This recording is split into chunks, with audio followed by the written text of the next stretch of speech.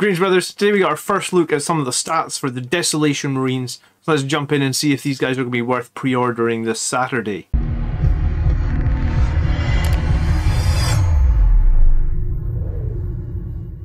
Okay, so if you head over to the Warhammer community, you can check this article out for yourself today.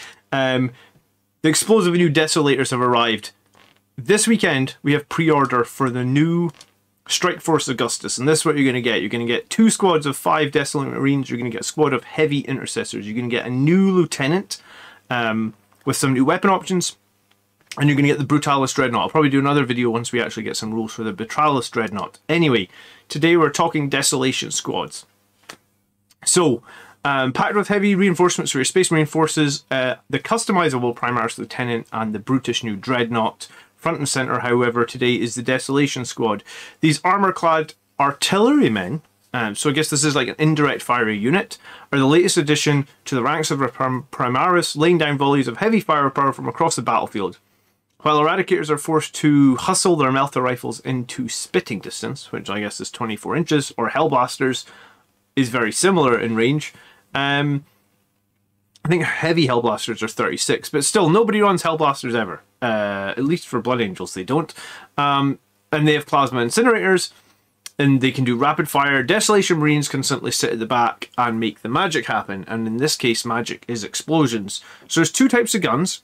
So traditional missile launchers for Marines, basically you would be able to choose, right? You either choose to shoot a crack missile or a frag missile, and you make that choice on the fly.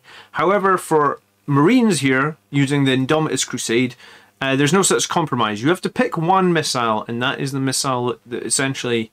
That's what it sounds like. That's my understanding of the text here, is you would pick a missile before the game starts, and that is what they've got. And there's 2 different looks. So this is the look of the Super Frag Storm launchers, and they are heavy, D3+3, strength 4 -1, and 1 damage. I was talking to Andrew about this earlier, and he runs Iron Hands, and he doesn't even think these are that good for Iron Hands, just because I guess the Sergeant has one before as well, potentially. So you could get 25 shots, but they are only strength 4, and I think that's the thing that... or you would average 25. I guess if you were shooting at a blast target, you would get 30. So these will kill chaff, but they will basically... That's all they'll do, right? Beyond that, I guess you're going to try and death by 1,000 cut something. But overall, I'm not so sure I'm sold on the Super Frag. I also think there could have been a better name here, like it could be a Frag MK2 or something, a Mark II Frag or something. But Super Frag is what they're called, and this is the look of them. The second one, it says more reliable, more powerful, and more effective than even a sniper rifle. The Super Frag rocket is the ultimate rebuttal to hordes of unlost heretics and slavering aliens. There's nothing quite like reducing the enemy's baseline to smoldering crater with 1 pool of a volley. The thing is, like, if you took a... It's going to depend on how many points these guys are, right? Because if you took, like, a Gladiator Reaper, its main cannon gets, like, 24 shots, strength 6 -1, 1 damage. So, based on the fact that, like, I would guess... Strength 6 is going to do a lot more damage to hordes, because you're probably going to wound on 3s rather than 4s, potentially. I'm not sure I'm sold on the Super Frag. It's going to depend on the points costs, which we don't have yet, and I'll revisit these guys when we get some points costs.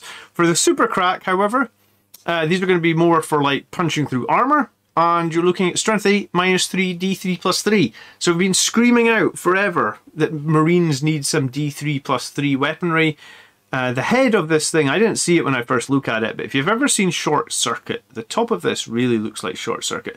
I'm not sure I'm in love with the underslung rocket launchers. I don't hate them, but I'm not sure I'm in love with them. So Super Crack, it's basically what we wanted las cannons to be, right? We wanted las cannons to be stay at 48 inches and get D3+3. This is what they are. The difference, I suppose, is like a Devastator squad, your Sergeant typically isn't going to have a heavy weapon. It looks like this time round, everybody is going to have this heavy weapon. So you'll have, basically you'll have heavy 5, strength 8 -3, D3+3. And Marines have been desperate for D3+3. However, my experience tells me right now, Primaris Marines are not a survivable unit. So it's really going to depend if there's a piece of terrain in your deployment zone that has good line of sight that you can put these guys on top of and get like +1 to their save so they're in cover. And then hopefully, with your extra range and being in cover and having good line of sight, these guys could do some work. That's what it seems like you were hoping for. In reality, it's kind of hard sometimes to have that happen for you. But these seem decent. D3+3 is definitely decent. I think I prefer these a lot to the Super Frag. However, it's really going to come down to the cost. I remember playing Blood Angels many years ago when you used to run Devastator squads, and they were like core to your Blood Angels army. It's a little bit annoying that they haven't just made Devastators better or Las Cannons better for Space Marines, but I guess these are your Primaris long-range troops. And then the icing on the cake, I suppose, is that they have some indirect fire. That's what this little thing down at the bottom is. It reminds me a little bit of like the smart missiles that Tau have, right? So as well as having some direct fire, they have some indirect fire. And this could go both ways, right? This could make the squad expensive, and we might not actually want to run the squad, or it could be very well cost effective, and I guess we'll see. So, whatever means of destruction you choose, Desolation Marines are packing a little something extra under the barrel. This is the belt-fed Castellan launcher. It saturates the sky with guided bombs that rain down on the enemy wherever they hide, perfect for flushing them out of cover. It says it's perfect for flushing out of the cover, but it's -1. And indirect fire is typically, if you can't see the enemy, they get +1 to their armor save. They're probably going to be in cover, right? Like, because if you've got like a crappy unit holding an objective, you're probably in cover. So the -1 is probably negated by the cover, and then they get +1 to their armor save. So realistically, it only AP -1. Anytime you shoot this at an enemy, you shoot at a Space Marine, for example, on a 3-up armor save, in cover, he's saving on 2s. So yeah, it looks nice, it's strength 6, it's 2 damage. But if it's just save on 2s, then, I mean, indirect fire has been nerfed to a point where, like, it's generally not good in the game. Like, indirect fire isn't scary anymore, and I like that because the game was kind of stupid when everyone could just kill everything in indirect fire. And you had, I remember coming up against like 9 Rucka trucks for the orcs, and it was just a stupid time in 40k, right? So realistically, these like might look pretty attractive on paper. You're thinking like there's 5 guys, that's 10 shots, strength 4, -1, 1 damage. But then if you just shoot them at like enemies in power armor, for example, you'll hit on 3s or you'll hit on 4s because you can't see the enemies. So from your 10 shots, you make 5 hits. You wound on 4s, so it's 2.5. They save on 2s. You're lucky if these do 1 damage. These are going to be the same as a whirlwind, right? Like the whirlwind is 125 points at the moment. It will do 1 damage per game if you're lucky. Maybe like 3 damage per game if you're really lucky. So you would be best shooting at things you can see. I think they would have needed AP2 to be even remotely decent in indirect fire. I suppose the only time they will be decent is if you're sticking in Devastator Doctrine. So they'll be good for Iron Hands. They'll be good for Dark Angels. But even then, I don't think they'll be that good because the -2 AP will be counteracted by the fact that the enemy is in cover and also the enemy is getting +1 to their save. So even -2 is no AP, right? So the Desolator Sergeant can pair a Vengor launcher. So he gets a slightly different one. He gets the ability to have heavy D6. So that'd be an average of like 3.5 shots, strength 6, -1, 2 damage. And then everybody else is going to have the Castellan. So realistically, I guess you're looking at like 3 strength 6, 2 damage shots, and probably like 8 strength 4, 1 damage shots. The first chance you're going to get is to get your hands on these Desolation Squads, and their rules comes this Saturday. So I guess, I said before, I thought that the rules would be like a Vanguard Space Marine type book. If you weren't aware of what the Vanguard Space Marine book was, it was a small book that just covered the Vanguard detachment in the, I think it was the Shadow Spear box that got released in the middle of 8th edition. I said a while ago they would probably do a Marine box in the middle of this edition. I guess this is it. Brutalis Dreadnought, Lieutenant, Heavy Intercessors, and these Rocket Troops. I don't think these Rocket Troops are going to be great for Blood Angels. I think the Brutalis is going to be pretty cool. But I suppose it really depends on the points. I do always say that Blood Angels benefit from a bit of anti-tank, anti-armor firepower. I feel like for hordes we can chop up hordes with chainswords just fine. So if we could have 5 guys sitting at the back, with 5 shots, D3+3, potentially outranging the enemy. I guess the Castellan and the Vanguard launcher, decent range on them as well. It could be an option. It could be an option.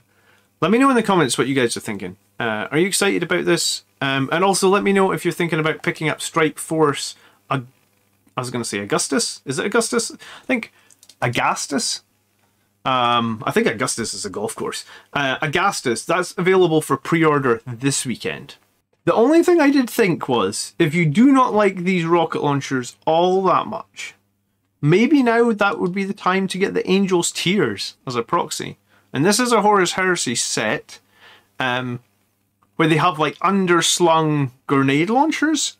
It would be expensive in that these guys are, I mean, this is delivering worldwide. I